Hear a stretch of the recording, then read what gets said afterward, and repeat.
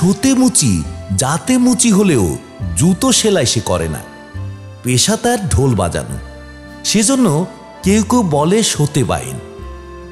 সতে কিন্তু তার নামের শেষে বায়েন বলে না, বলে মুচি, সত্যেশ্বর মুচি।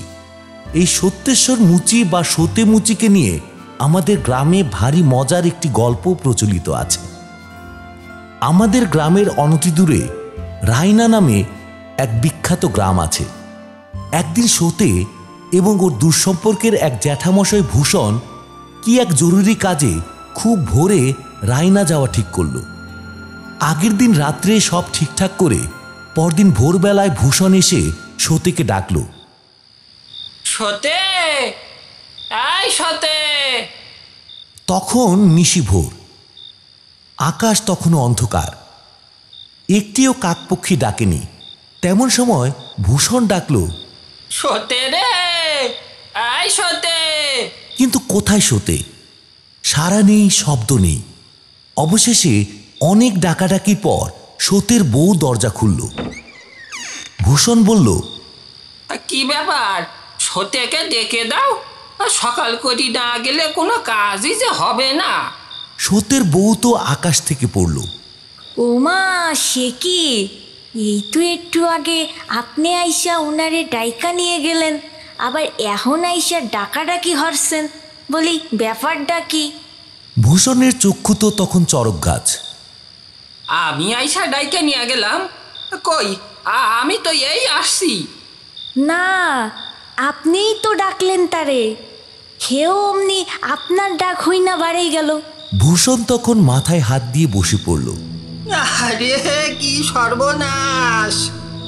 তাইলে কি হইব? একেবারে আপনার মতো কইরে কেডা ডাকলো তারে? ভূষণ বলল, ঠিক বললেছ, আমার মতো গলা নাকি অন্য কেউ ডাইকেছে? না গো জ্যাঠা, না, একেবারে আপনার মতো গলাই যেন ডাকলো কেডা। আমার মনতালি করছে। নিশ্চয়ই তার কোনো অমঙ্গল হইছে। আপনি এখনই তার একটু খোঁজ খবর নেন। আমি মাইয়া মানুষ, আমি কনে কি করব? বড় আশ্চর্য ব্যাপার বটে। নিশি ভরে অবিকল আমার মতো গোলায় কিডা ডাকলো? সেও আমনে বেরিয়ে গেল। হ্যাঁ, এ তো দেখছি অত্যন্ত গোলমেলে ব্যাপার। ঠিক আছে, তুমি কিছুটি বেইব না, আমি একটুটি ব্যবস্থা করছি। সঙ্গে সঙ্গে লোকজন জড়ো করে ফেলল ভূষণ। দেখতে দেখতে সকালও হয়ে গেল। তারপর শুরু হলো খোঁজাখুঁজির পালা। গায়ে সর্বত্র তন্ন তন্ন করে খোঁজা হলো সতেকে। দুজন রায়না গেল, দুজন খণ্ড ঘষে তার শ্বশুর বাড়ি গেল, দুজন গেল জাহানাবাদ। কিন্তু কোথায় সতে? শুধু শুধু খোঁজাখুঁজি সার হলো। সতের বউ তখন কান্নাকাটি শুরু করে দিল। ভূষণ বলল, কি বিপদ! খুঁজে পাওয়া গেল না বলে হাল ছাড়িয়ে দিলি হবে কি করে? আবার খোঁজো, যেখান থেকে পারো খুঁজে বাইর করো তারে। আরে কি হইল গো? আবার শুরু হলো খোঁজাখুঁজির পালা। বন জঙ্গল তোলপাড় করা হলো, কিন্তু তবুও কোনোখানে সতের একটুকু চিহ্নও পাওয়া গেল না। ভূষণ বলল, আরে পুকুরে জাল ফেলে দেখো, কেউ যদি কোনো অপকর্ম করে ডুইবে রেখে থাকে তারে। যাও জাল ফেলো। জাল নামল পুকুরে। সতে সেখানেও নেই। কাজেই বাধ্য হয়েই হাল ছেড়ে দিতে হলো। নিশি ভোরে একজন জলজ্যান্ত মানুষ বেমালুম উবে গেল গ্রামের বুক থেকে। এই সংবাদটাই শুধু বাতাসের আগে ছড়িয়ে পড়ল সর্বত্র। দেখতে দেখতে কয়েকটা দিন কেটে গেল। একদিন, দুদিন, 3 দিন, 4 দিনের দিন ভূষণ ওর মেয়ের বাড়ি যাচ্ছিল। তখন চৈত্রের শেষ, দুপুরবেলা, খা খা করছে রোদ্দুর। একটা ছাতি মাথায় খালি পায়ে সতের কথা ভাবতে ভাবতে পথ চলছিল ভূষণ। গায়ের প্রান্তে বাবুর মায়ের খালের ওপারে মালগড়ে বলে একটা জায়গা আছে। সেখানে বিরাট এক বটগাছের নিচে গিয়ে ভূষণ বসল। এই পথে কতদিন সতেকে সঙ্গে নিয়ে ভূষণ তার মেয়ের বাড়ি গেছে। এই গাছতলায় কতবার বিশ্রাম করতে বসে দুজনে কত গল্প করেছে, সেই সব কথা ভাবতে লাগলো ভূষণ। ভাবতে ভাবতে সতীর জন্য মনটা তার আরো বেশি খারাপ হয়ে গেল। কি যে হলো মানুষটার, বেমালুম উবে গেল। গায়ের লোকে কত কথাই না বলছে এসব ব্যাপার নিয়ে।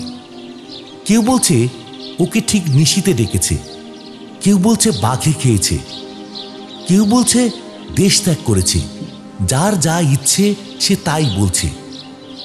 দুষ্ট লোকেরা বলছে ওসব ভূষণের কারসাজি, সেই নিশ্চয় কোনো কিছুর লোভে সরিয়েছে সতেকে। শেষের কথাটা শুনলে কেমন যেন ছ্যাঁত করে উঠে বুকের ভেতরটা। কিন্তু মানুষের মুখে তো হাত চাপা দেওয়া যাবে না, কাজেই যে যা বলে তা চোখ কান বুঝে শুনে যেতে হয়। ভূষণ যখন গাছতলায় বসে বসে এইসব ভাবছে, সেই সময় হঠাৎ ওর পায়ের উপর জলের মতো এক ফোঁটা কি যেন পড়ল টস করে। ভূষণ ভাবল এ নিশ্চয় কাকপক্ষীর কাজ। কিন্তু কিছুক্ষণ বাদে আবার যখন আরেক ফোঁটা পড়ল, তখন আর সন্দেহ ভঞ্জন না করে পারল না। ব্যাপারটা কি দেখবার জন্য ওপর দিকে তাকাতেই মাথাটা গেল ঘুরে।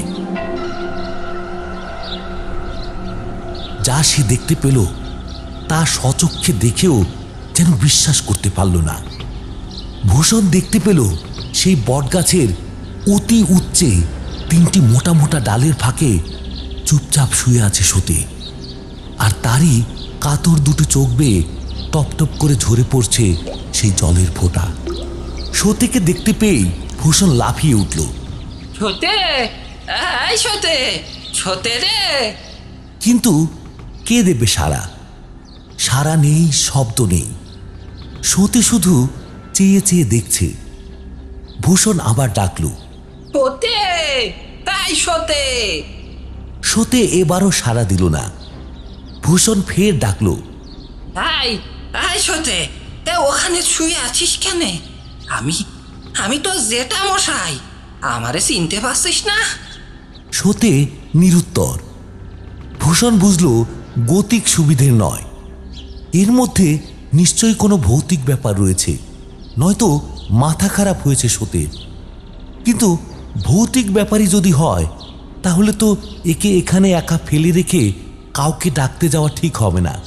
ততক্ষণে মাল পাচার হয়ে যাবে।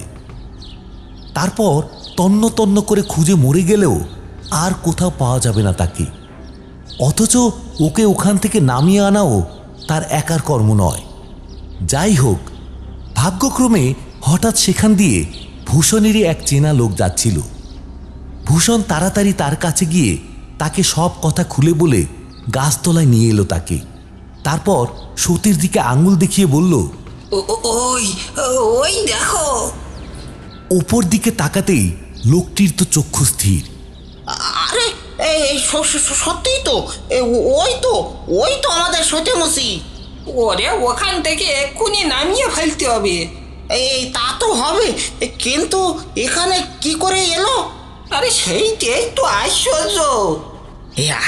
আমার মনে হয় নিশ্চয়ই সেই তেনাদের কাজ। যখন তখন যাদের নাম করতে নেই। ঠিক আছে, তুমি এক কাজ করো, এই গাছের উপর উঠে এই সতেকে একটু শুয়ে থাকো। আমি ততক্ষণে লোকজন সব ডেকে ডুকে আনছি। না হলে ওকে ওখান থেকে টেনে নামানো তোমার আমার কম্য নয়।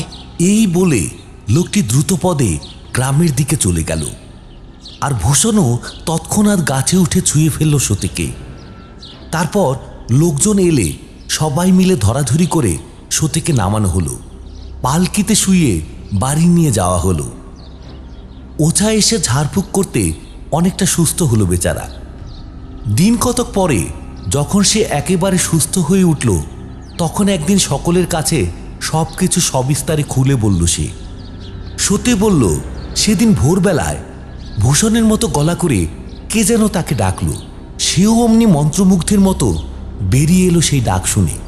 কিন্তু বাইরে এসে কাউকে সে দেখতে পেল না। তখন কেমন যেন সর্বশরীর ছমছমিয়ে উঠল তার।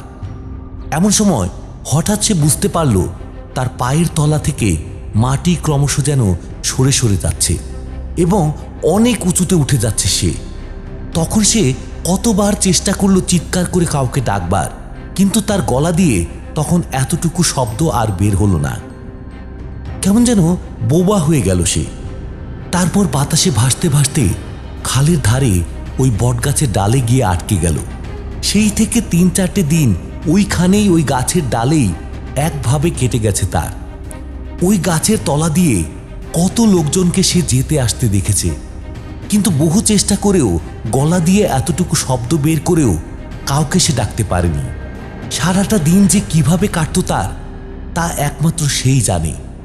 সন্ধ্যের পর সে দেখতে পেত কিম্ভূত কিমাকার দুটো মুখ ভাটার মতো চোখ বের করে এগিয়ে আসতো তার দিকে, আর সারা রাত ধরে তারা লকলকে জিভ বের করে অবিরাম তাকে চাটত। চেটে চেটে তার শরীরের সমস্ত রক্ত চুষে খেত তারা। তারপর ভোর হলেই আবার ওকে ফেলে রেখে চলে যেত। সারা দিনে আর আসতো না। সেই সন্ধ্যের পরে আবার আসতো।